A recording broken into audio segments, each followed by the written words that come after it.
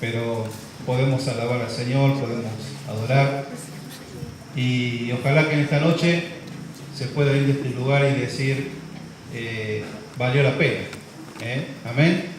Valió la pena congregarnos, estar juntos, adorar al Señor y escuchar su palabra. Bueno, estamos estudiando Efesios y vamos al capítulo 1, versículo 1 y 2. Ahí tienen en la pantalla un pequeño bosquejo de lo que estamos viendo y de lo que vamos a terminar de ver en esta noche para que también les quede a modo de repaso. Dice: Pablo, apóstol de Jesucristo, por la voluntad de Dios, a los santos y fieles en Cristo Jesús que están en Éfeso.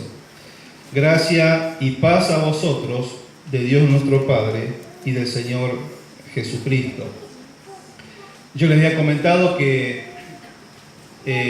las cartas antes se escribían totalmente distintas a cómo las escribimos nosotros hoy. ¿Se acuerdan que yo les había dicho, nosotros comenzamos por la fecha, el lugar, los destinatarios, el cuerpo de la carta, y después nosotros firmamos abajo, ¿no?, a quién manda la carta. Pero en la antigüedad era totalmente al revés, como ustedes tienen ahí en pantalla. La carta comenzaba con el remitente, por eso la carta empieza con la palabra Pablo, quien es el que remite la carta. Después figuran los destinatarios y después el saludo hacia todos los hermanos a quien va dirigida la carta. Y nosotros alcanzamos a ver el remitente y parte de los destinatarios. Estuvimos hablando acerca del apóstol Pablo, y lo que realmente quise transmitirles al hablarles del apóstol Pablo, más allá de la historia de su vida, de lo extraordinario que fue su vida, su ministerio, mientras Dios lo tuvo aquí en la tierra, es poder mostrar el poder del Evangelio en la vida de él, ¿no? Cómo Dios cambió a Saulo, este Saulo que fue perseguidor, fue un asesino, y Dios pudo transformarlo para ser el gran apóstol Pablo, de poder llevar el Evangelio a todos los gentiles.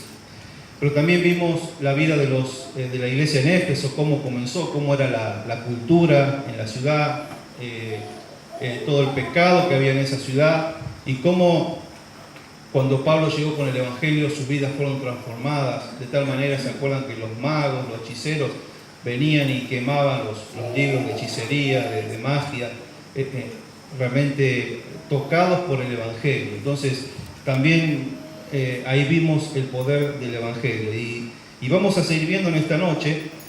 Y por más que sea la introducción a la carta, Pablo elige cada palabra que va a poner allí, no la pone por azar.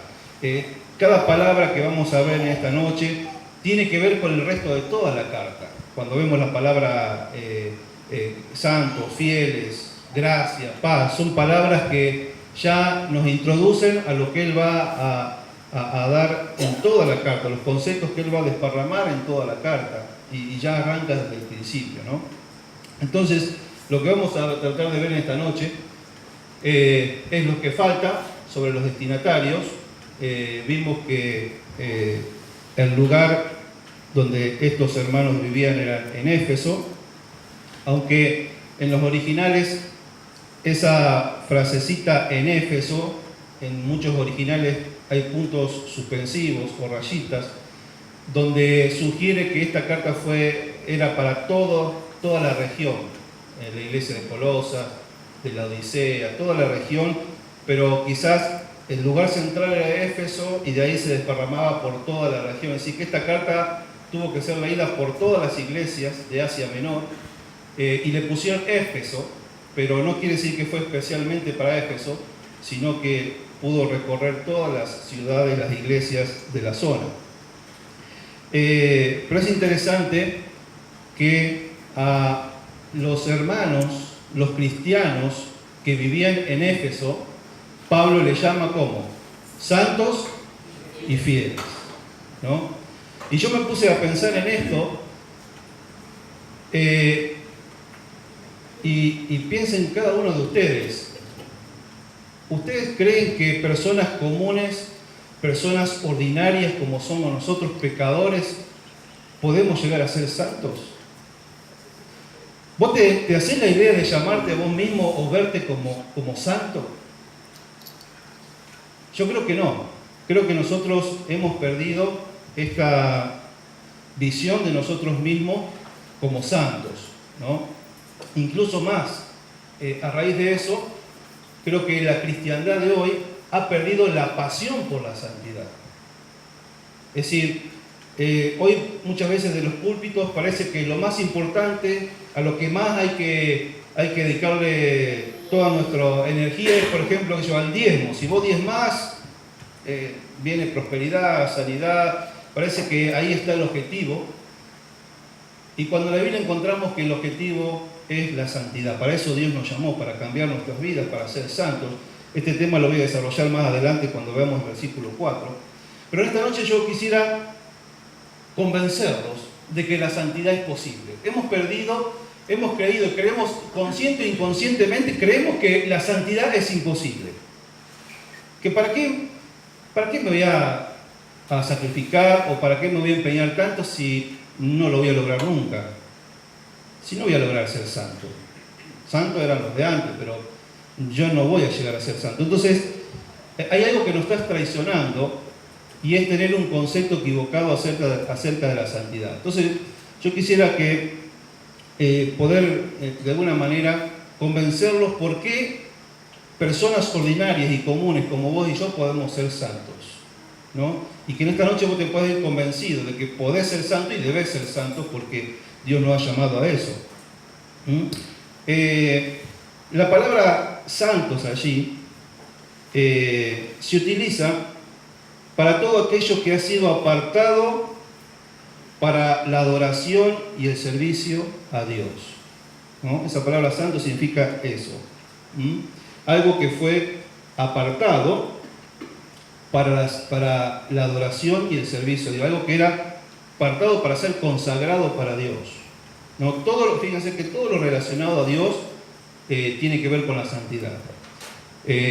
Israel es la tierra que santa. Jerusalén es la ciudad santa. El Espíritu Santo, es santo. Su palabra es santa. Hay muchos montes que Dios le llama montes santos. Y a sus hijos y a nosotros, Él nos llama ¿qué? Santos. ¿No? Era un término que lo usaba, era muy común Pablo en todas las cartas, por ejemplo en Colosenses también cuando arranca, dice a todos los santos y fieles que están en Colosas. En Romanos 16:15 Pablo saluda y dice a los santos que están con ustedes allí, que estaban en la iglesia. Es decir, que era un término que Pablo había tratado de transmitir a los creyentes y decirles, ustedes son santos, por supuesto, como vamos a ver, en Cristo, ¿no? Entonces, ahora, este término santo no es un logro. Cuando vemos esta palabrita santo, que Pablo nos llama que somos santos, no está hablando de un logro personal, algo que yo logro, si yo he logrado esta santidad, sino tiene que ver con un estado al que Dios en su gracia nos ha llamado. Por supuesto que este estado al cual Dios nos ha llamado, que no es un logro nuestro, vamos a ver que si somos santos por la gracia de Él, pero sí es la base para ser santos en la práctica. ¿Me siguen? Es decir, al ser santos, al Dios haberme llamado a la santidad, esto es la base para que yo pueda ser santo en la práctica, o mi santidad práctica es una consecuencia de este estado espiritual en el cual Dios me ha colocado. Entonces yo no puedo decir yo soy santo y posicionalmente, como sería el término, y no ser santo en la práctica, las dos cosas van juntas. Pero aquí estamos hablando de una santidad posicional delante de Dios en Cristo. Dios en Cristo me ve santo. Ahora, yo le decía recién, ¿cómo hago yo para convencerme de que yo puedo ser santo, no solamente posicionalmente, sino en la práctica? Bueno, en primer lugar, tenemos que derrumbar el concepto católico de lo que es ser santo. Perdonen que use esta expresión, pero el concepto católico de una persona santa es inalcanzable. Es decir, ningún católico, ninguna persona se imagina en algún momento que puede llegar a ser santo. ¿Por qué? Porque solamente el Papa puede declarar santo a una persona. Eso se llama canonización, ¿no? Donde después de toda una investigación que hacen sobre ciertas personas, deciden declarar santo a una persona. Por ejemplo, uno de los últimos fue el padre cura Brochero, ¿se acuerdan? Que lo declararon, el Papa lo declaró santo. Pero es decir, son muy pocos los que son declarados santos. Primero, que solamente el Papa puede declararlos santos. Segundo, que te declaran santo después de muerto, no en vida. Así que si alguna vez puedo llegar a ser santo, después que me muera y quizás ni me entere, tengo que tener una vida más o menos santa y tengo que haber hecho algún milagro, algo que me destaque. Por ejemplo, al cura Brochero decidieron también, algo que incidió fue por 2 milagros que el Papa decidió, confirmar que fueron milagros, y por eso lo canonizaron y lo declararon santo. Así que si vos no haces un milagro en tu vida, olvídate de ser santo.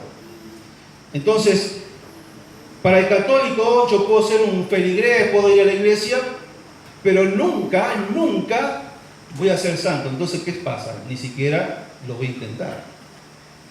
Así que, en primer lugar, yo tengo que derrumbar ese concepto católico muchas veces que traemos de lo que es la santidad. Pero también tengo que derrumbar el concepto cristiano evangélico de lo que es ser santo.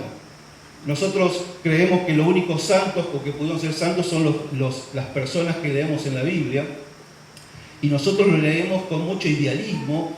Pensamos que lo vemos como grandes héroes, grandes hombres que fueron los únicos que pudieron lograr eso. Vemos a un Job, vemos a un Daniel, al apóstol Pablo, gente que dice, bueno, ellos sí fueron santos, pero yo ni ahí puedo arrancar a ser santo. Y leemos la Biblia con esa lente, ¿no? Estamos leyendo espectadores de personas que fueron santas, pero yo no. ¿Y cuál es la diferencia? Ninguna. Esas personas fueron hombres y mujeres, como vos y como yo. Hasta me atrevo a decir que nosotros tenemos muchas más posibilidades que ellos de ser santos, porque tenemos el Espíritu Santo en nuestras vidas. Entonces, si yo leo la Biblia y miro a estos grandes hombres, en vez de ser un desafío y una motivación y una inspiración para ser santo, lo veo como algo imposible, yo voy a decir, ¿para qué me voy a forzar diariamente de ser santo si nunca lo voy a lograr? Entonces, no solamente tenemos que luchar con el concepto católico de santo, sino muchas veces los preconceptos que nosotros tenemos como cristianos acerca de lo que es la santidad y de ser santos. Ahora, no solamente tenemos que derrumbar conceptos, sino que tenemos que construir un concepto también en nuestra mente. ¿De qué manera? Entendiendo lo que sucedió en la cruz. Cuando yo entiendo lo que sucedió en la cruz, puedo realmente comenzar a pensar de que la santidad es posible. ¿Qué sucedió en la cruz? En primer lugar, en la cruz hubo un intercambio. ¿Cuál fue ese intercambio en la cruz? Bueno, en la cruz yo le pasé a Jesús que todos mis pecados. Dice que Él cargó todos mis pecados.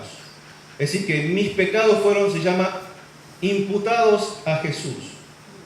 Pero Jesús me pasó a mí toda su santidad, toda su justicia.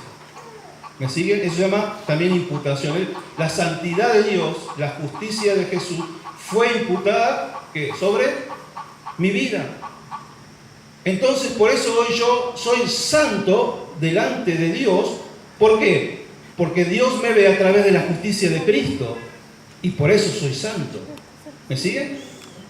Entonces, es algo que tenemos que entender, lo que sucedió en la cruz. No solamente fue una muerte, no, ahí pasaron cosas espirituales tremendas, y una de estas fue el gran intercambio, donde yo traspasé mis pecados a Él y Él me pasó su justicia. Y en ese momento Dios lo ve a su Hijo como si hubiera pecado toda la vida, y a mí me ve como si no hubiera pecado nunca. Y Jesús sufrió las consecuencias de un pecador, y yo recibí las bendiciones de una persona justa. Eso sucedió en la cruz. Otra cosa que sucedió en la cruz es que cuando Jesús derramó su sangre, que fue para limpiar, purificar mi corazón, mi vida, de todos mis pecados. Dios me perdonó, me limpió de todos mis pecados. Tercero, algo que dije recién, a través de la cruz o a través de su sangre, Dios me ve santo. A través de la cruz, a través de su sangre, Él me ve santo. Vos sacás la cruz, sacás a Cristo y yo soy un pecador. Pero a través de Cristo Dios me ve santo, me ve limpio. Es interesante, vamos a Isaías 1:18. Hay un solo versículo en la Biblia que habla del color del pecado. ¿Qué color le damos nosotros al pecado? Negro. Este es un concepto racista, donde en Estados Unidos se le tiene tanta bronca a los negros que hasta le dijeron que el pecado era negro, ¿me entienden? Y se enseña y se predica el evangelio con, por ejemplo, los chicos con los 5 colores, ¿no?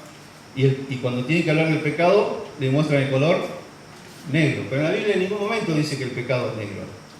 La única vez que la Biblia le da un color al pecado, dice que el pecado ¿de qué color? Es rojo, ¿no? Dice Isaías 1:18,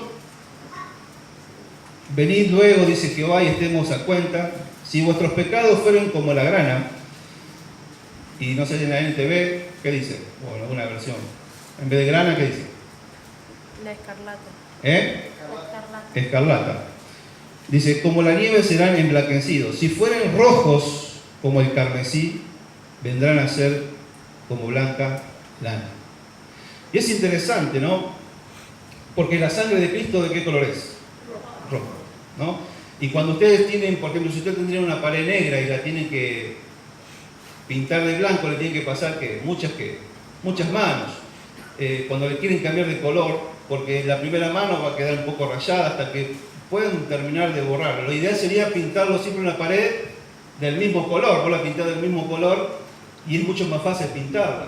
Entonces imagínense que si el pecado era rojo y la sangre de Cristo limpió mis pecados, o se pone entre mis pecados y Dios, el pecado que no se nota. No se nota. Por eso que Dios me ve a través de su sangre. Su sangre es el mismo color del pecado. Y cuando Dios pasó la sangre de Cristo sobre nosotros, nos dio una pincelada de su sangre, el pecado ya no se ve, solo se ve la sangre, ¿no? Entonces, Dios me ve limpio, Dios me ve santo, ¿no? Y eso es así como Dios te ve a vos y me ve a mí hoy, si somos hijos de Dios. Y para eso yo no tengo que hacer nada, no me tengo que portar bien para que Él me vea santo. Yo soy santo porque Dios decidió verme santo, y ese logro lo hizo Él, no lo hago yo, lo hizo en la cruz. ¿Me siguen? Por eso es que tenés que convencerte de que sos santo, y a partir de eso poder vivir una vida de santidad. Pero hay otra cosita más que Dios nos dio para poder llegar a ser santos. Vamos a 1 Juan.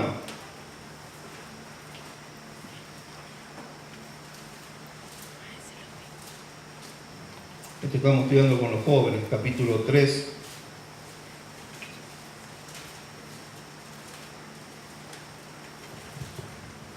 Versículo 4.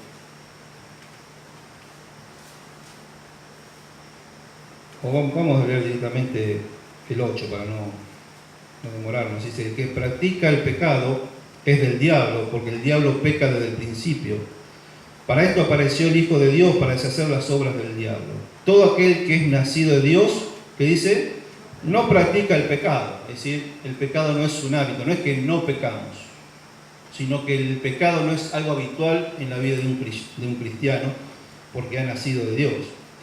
Dice, todo aquel que es nacido de Dios no practica el pecado. ¿Por qué?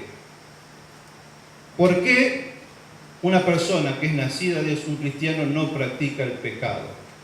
¿Por qué puede vencer el pecado? ¿Por qué el pecado no es algo habitual? Y no practicar el pecado, ¿qué es? Es ser, ¿qué? Santo. Ahora, ¿por qué? Porque la simiente de Dios permanece en él y no puede pecar porque es nacido de Dios.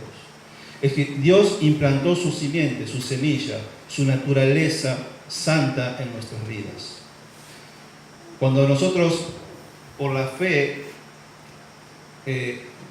confesamos a Jesús como Salvador, como Señor, la Biblia dice que somos regenerados, es decir, que la vida de Dios viene a nuestra vida y empezamos a tener una nueva naturaleza, la naturaleza de Dios. Y esa naturaleza es la que nos empuja, ¿no? hacia la santidad. Esa naturaleza es la que nos da el poder para ser santos. Tenemos la naturaleza santa de Dios en nuestra propia vida. Y ese es el poder que tenemos para vivir en santidad. Entonces, nosotros tenemos que sacar de la mente todas nuestras mentiras. No, es imposible ser santo. Pero a la vez tenemos que construir todas las verdades que nos ayudan a creer que la santidad es posible, ¿no? Y es realmente entendiendo lo que sucedió en la cruz, entendiendo lo que pasó en nuestra salvación, entendiendo que tenemos la naturaleza divina de Dios en nosotros, que nos da el poder para ser santos, para que no practiquemos el pecado y podamos vivir en santidad. Entonces, mis queridos, yo quiero que en esta noche ustedes se vayan con este principio. Ser santo es posible. Amén. Y después vamos a desarrollar este tema más en la santidad práctica. Ahora estamos hablando en lo que es la santidad posicional, que le llamamos, donde Dios te ve santo. Pero no solamente somos santos, sino también que somos fieles. Qué joyita que somos, santos y fieles. Se van ahí esta noche con el ego allá arriba. El pastor le dijo, somos santos y fieles, no hay mejores que ustedes. Somos los mejores de San Genaro. Esa palabra fieles puede venir de dos raíces. Un origen puede ser la palabra fe y la otra es fidelidad. Es decir, vieron cuando nosotros decimos los feligreses o los fieles de una congregación son los creyentes. Y eso viene de fe, de personas que han depositado su fe en Cristo, y por eso se les llama feligreses o fieles o creyentes. Algunas traducciones dicen a los santos y creyentes de Éfeso. Y fíjense que aquí está el Evangelio resumido, porque dice que por un lado somos santos, hemos sido apartados por Dios, hemos sido llamados por Dios, y después en un momento eso se hizo real cuando depositamos nuestra fe en Cristo, ¿no? Y cuando fuimos creyentes y creímos en Cristo y apropiamos esto que Jesús hizo por nosotros. Ahora, también otros dicen que significa ser fiel, hoy viene de fidelidad, de ser una persona confiable, leal, fiel. Y la verdad que no nos tenemos que quedar con ninguna de las dos. Es decir, las dos las podemos unir, porque una persona que puso su fe en Jesucristo va a ser ¿qué? Fiel. Y una persona que es fiel es seguramente fiel porque depositó su fe en Cristo, de Cristo que lo salvó. Entonces, no tenemos que ver, bueno, cuál es. No, las dos cosas van juntas. Entonces, somos santos y creyentes, y fieles, personas que hemos depositado nuestra fe en Cristo y que decidimos serle fiel.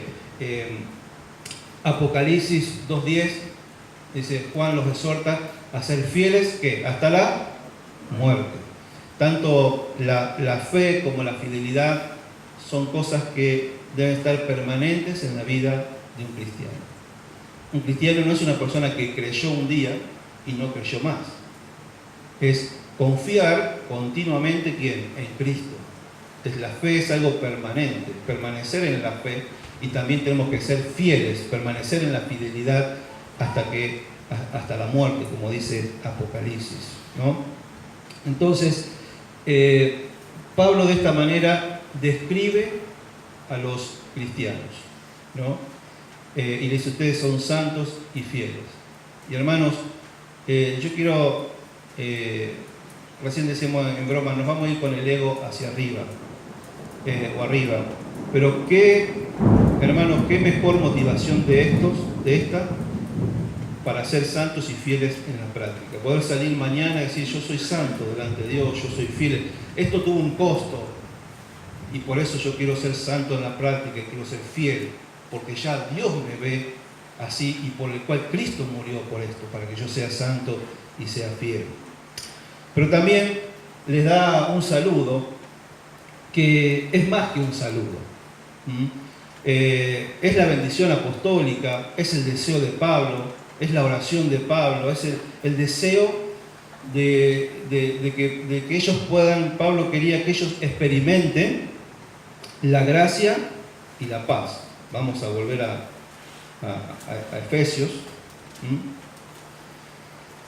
Pablo dice: gracia y paz a vosotros.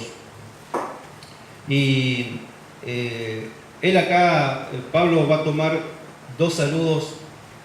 Uno es griego, el otro es judío, y él va a hacer un saludo cristiano. Es como que de los dos es un saludo cristiano, porque los griegos usaban una palabrita muy parecida a la palabra gracia. Ahí la palabra gracia es charis, o caris en griego, y los griegos usaban una palabrita bastante parecida que significa regocijo, alegría. Y los judíos usaban la palabra, ¿se acuerdan? Shalom, que significa paz, ¿no? Que era un bienestar espiritual completo, ¿no? Donde los judíos se deseaban siempre el bienestar espiritual, económico, es decir, de todo tipo, un bienestar general. Entonces, Pablo toma estas dos palabras, una de origen griego, otra de origen judío, tal vez ya insinuando lo que va a hacer en la carta, porque dice que la iglesia es una nueva comunidad formada ¿por qué? Por judíos y por gentiles, ¿no? Fíjense que Pablo no va a decir algo por decirlo, sino que él está ya dando a entender, hasta unir el saludo y hacer un saludo cristiano, donde involucraba palabras que tenían que ver con estos dos mundos totalmente diferentes y que se hicieron uno en Cristo Jesús. Ahora, esa palabra gracia significa, es el favor inmerecido de Dios obrando en nosotros que no lo merecemos, ¿no? Es el favor, continuamente el favor inmerecido de Dios obrando en nosotros que no lo merecemos. Él nos bendice, Él nos ama, su favor está hacia nosotros, aunque nosotros no lo merezcamos. Y la primera manifestación de esa gracia, o de la primera vez que nosotros lo experimentamos, ¿dónde fue? En la salvación. Cuando nosotros entendimos la gracia de Dios, ¿no? Entonces, ese es el primer momento que quizás nuestros ojos se abren y podemos empezar a ver algo de la gracia de Dios. Que, por ejemplo, Efesios dice que somos salvos por gracia. Dice, por gracia somos salvos. Dice, por medio de la fe. Esto no es por obras, para que nadie se gloríe, porque esto es un ¿qué? Un don de Dios, es un regalo. Cuando entendemos que la salvación es un regalo, que la salvación no la podemos comprar, no la podemos ganar, no la podemos obtener, y que Dios me la tuvo que regalar porque yo no la podía conseguir de ninguna manera, eso es gracia. Entonces, ahí fue el primer impacto de nosotros sobre la gracia de Dios. Pero, ¿qué pasa? Diariamente, nosotros ¿qué? Necesitamos de su gracia. Porque todos los días seguimos pecando y tenemos que ir al trono ¿qué? De la gracia. A encontrar ¿qué? Lo oportuno, ¿qué? Socorro. Entonces, la gracia no fue solamente para salvarnos, sino que la gracia es la que nos levanta todos los días. La gracia de Dios es la que te permite abrir los ojos, tener salud, tener un trabajo, tener una familia. La gracia es la que te permite todos los días poder ir y decirle, Señor, me volví a equivocar, volví a pecar, te pido perdón. Y necesitamos de la gracia de Dios. La gracia de Dios no pertenece a nuestro pasado cristiano. Todos los días, todo lo que tenemos, todo lo que hacemos, todo lo que somos, es por la gracia de Dios. Pablo dice, soy lo que soy por la gracia de Dios. Ahora, ¿cuál es el resultado de esta gracia? Dice gracia y paz. La paz es un resultado de la gracia. Fíjense que ustedes nunca van a ver, Pablo saluda diciendo paz y gracia, sino gracia y paz. Porque la paz es un resultado siempre de la gracia. Y en primer lugar, la primera paz es la paz con Dios. En su gracia, Él nos perdonó, nos reconcilió con Dios, y eso es paz. Paz significa reconciliarnos con Dios. Éramos enemigos y Él estableció la paz, reconciliación. Entonces tenemos paz con Dios.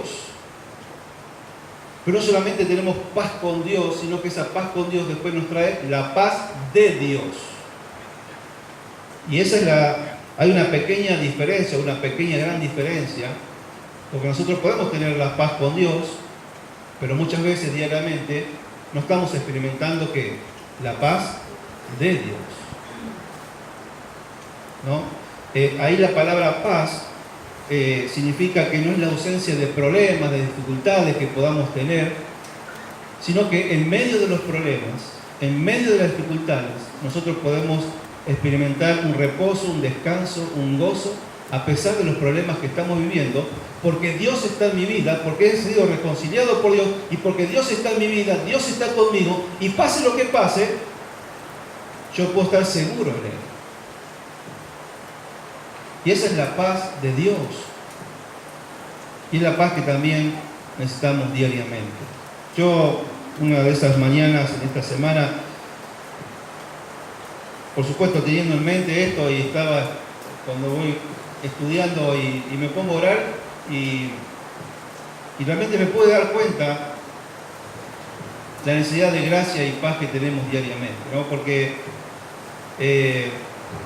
lo primero que tuve que hacer es, uno siempre pidiendo perdón por nuestros pecados, y vos necesitas gracia para entrar a la presencia del Señor. Y vos decís, Señor, si yo puedo estar delante tuyo en esta mañana es por tu gracia, y necesito tu gracia para que tú me perdones.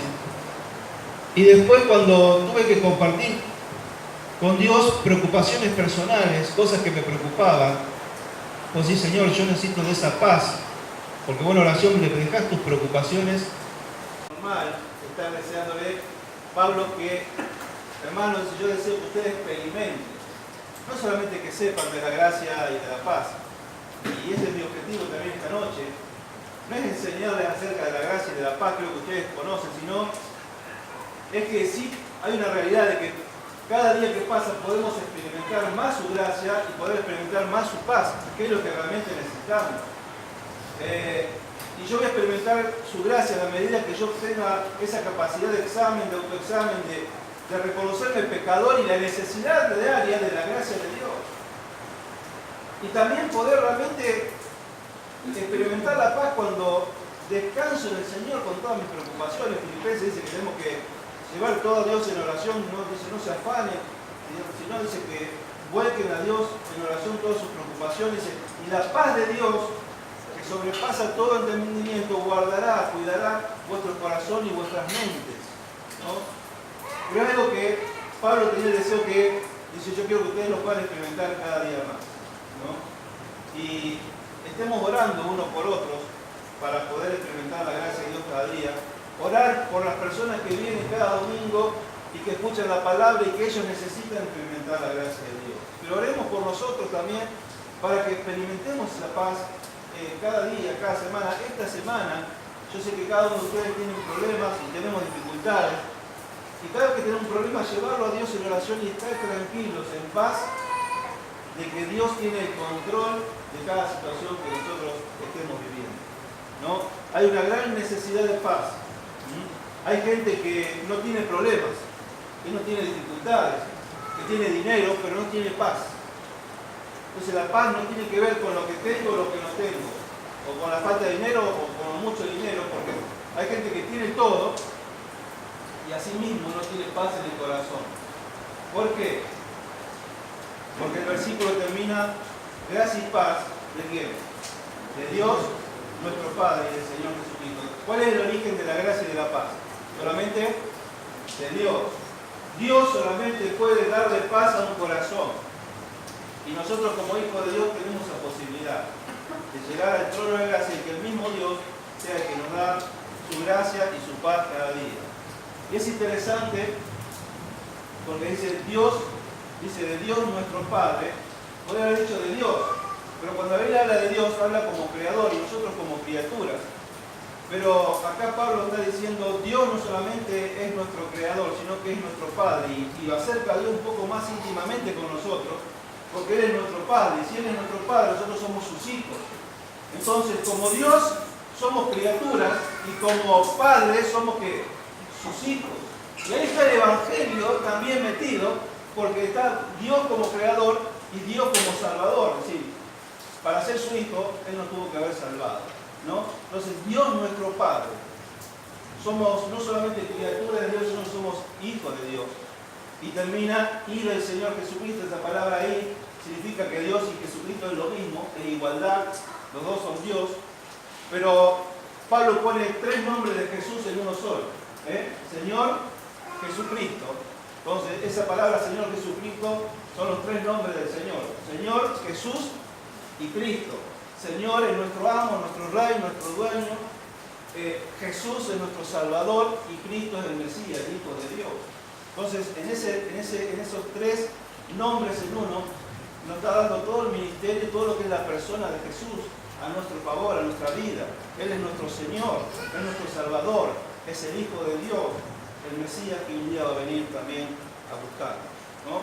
Entonces, todo esto que Pablo desea, todo esto que Pablo le dice en estos dos versículos, está dando una introducción a toda la carta, toda la doctrina que va a llevar adelante a través de toda la carta. Lo ha resumido en estos dos versículos para decirnos a nosotros quiénes somos en Cristo y la bendición de tener a Dios por Padre y tener a su Hijo como nuestro Señor Jesucristo. Amén. Bueno, hermanos, con estas verdades tenemos que arrancar la semana. Con estas verdades tenemos que arrancar esta semana.